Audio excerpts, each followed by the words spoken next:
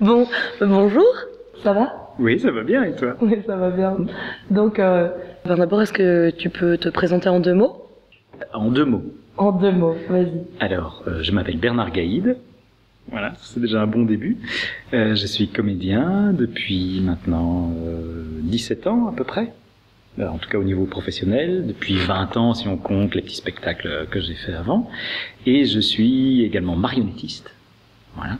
Et professeur de déclamation au Conservatoire Royal de Bruxelles. Voilà, ça c'est qui je suis. Et père de 2 enfants. Magnifique. 8 et 10 ans. Si je te dis poésie, qu'est-ce que tu dis? Je dis partout. Je dis que la poésie est partout. Parce qu'en fait, tout ce qui est beau, comme le dit Théophile Gautier, tout ce qui est beau est inutile. Or, l'homme ne peut pas vivre sans inutilité, je pense. Et donc je pense que la poésie est partout.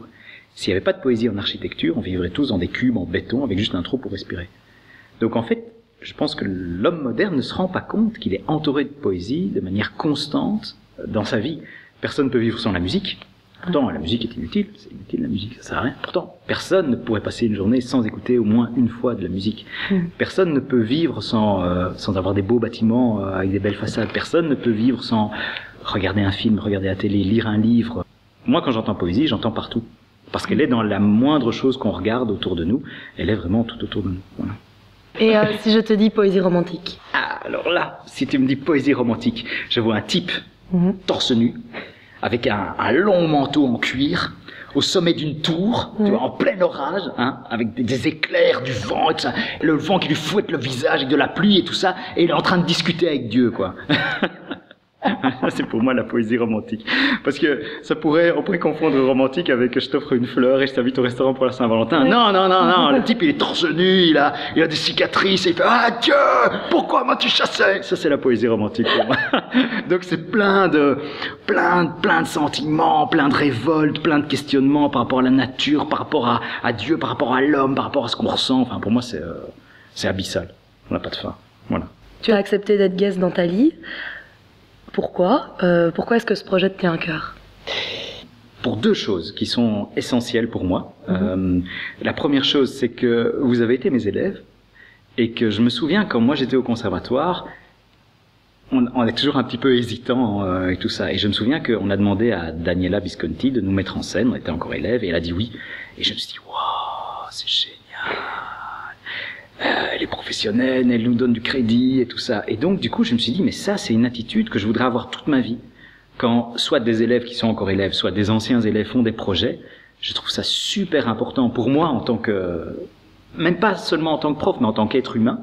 Quelque chose qui m'a été offert quand j'étais jeune, j'ai envie de continuer à l'offrir. Donc ça, c'est la première chose qui me touche.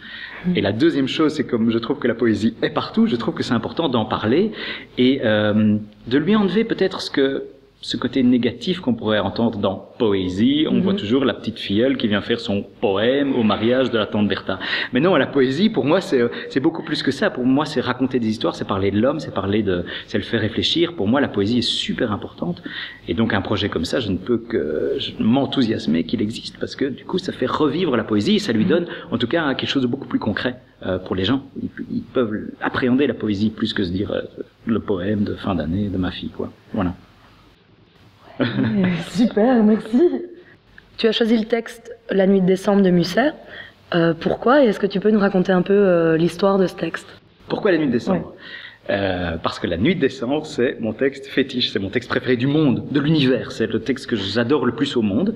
J'ai eu l'occasion de le travailler pour mon prix supérieur quand j'étais au conservatoire. J'ai eu l'occasion de le donner plusieurs fois à différentes occasions, que ce soit des concerts, des récitals, des choses comme ça.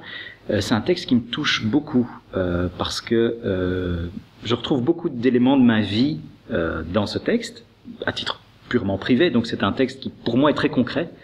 Et donc le fait de le dire, eh bien, ça me permet directement de le mettre en relation avec ce que j'ai vécu. Et donc pour moi, il est parlant. Et donc j'espère qu'il est parlant aussi aux gens qui l'entendent. Il n'est pas juste abstrait. Pour moi, c'est pas juste des mots ou de la poésie, il me touche vraiment énormément. Et surtout, il parle de la solitude.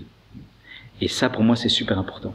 Parce que les gens ne se rendent pas compte à quel point la solitude fait, comme la poésie fait partie de leur vie tous les jours, la solitude fait aussi partie de leur vie tous les jours. Et parfois, on est le plus seul quand on est le plus entouré de gens. Et je trouve que dans ce texte, on sent que la plus grande des solitudes, c'est pas d'être tout seul et d'insulter Dieu au sommet d'une tour, mais c'est d'être tout seul parmi les autres. Et je trouve que ce texte parle de ça, et c'est quelque chose de très important pour moi, que les gens se rendent compte de ça. Wow. Et voilà. Du coup, le fait de le mettre, ce texte, sous licence libre, tu vois, ça veut dire que les gens pourront l'écouter quand ils veulent gratuitement. Oui. Du coup, c'est quelque chose qui te touche, toi, particulièrement, enfin, de te dire que les gens pourront t'écouter comme ça. Oui, pour moi, je trouve ça magnifique de pouvoir faire passer un message qui pour moi est celui-là. Peut-être les gens, en l'écoutant, vont entendre autre chose. Ils vont peut-être entendre l'histoire, ils vont peut-être entendre l'histoire d'amour, ils vont peut-être voir d'autres choses. Mais la licence libre est magnifique parce que du coup, elle permet la diffusion de grands textes qui vont tomber dans l'oubli ou qui tombent dans l'oubli parce que de nos jours, il y a des pièces de théâtre, mais il n'y a plus vraiment de récital poétique. Et donc, le fait de les redynamiser vont peut-être permettre à certaines, ça va peut-être permettre à certaines personnes de redécouvrir la poésie, d'aller lire cette poésie, et donc de toucher beaucoup plus de gens. Donc, c'est ça qui est chouette. Cool. Écoute, merci, hein. C'était super. Merci, merci avec plaisir.